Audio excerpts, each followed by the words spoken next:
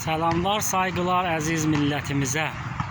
Lütfən bu kələmənin mütəradifin tapın bizə. Quş ya serçə uçdu qondu ağacın üstünə. Bunu yollayın tamamı Profesör Hayf Farsi zabana görün kələmənin mütəradifini tapa bilərlər. Və bir sözüm də var, o xanım rəvanpezişki adı gəlmişdi çeylo kebaba, dedi kilo kebab.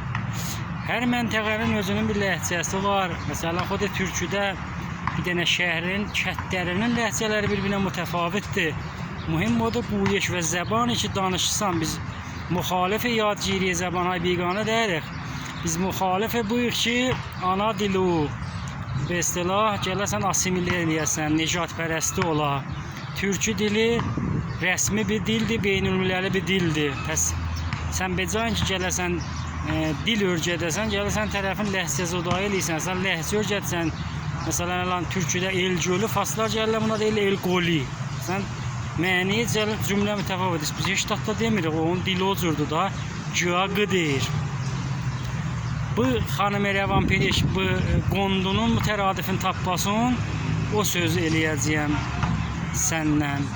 Türkü o qədər qüdrətməndir ki, keşfət eləyənməsiz türkü dilin. Çəkəsiz və böyle aşağıya. Kommentlərdə yazın, yaşasın ana dilimiz, yaşasın türk dili, yaşasın Azərbaycan. Bunu yollayın tamam türklərə.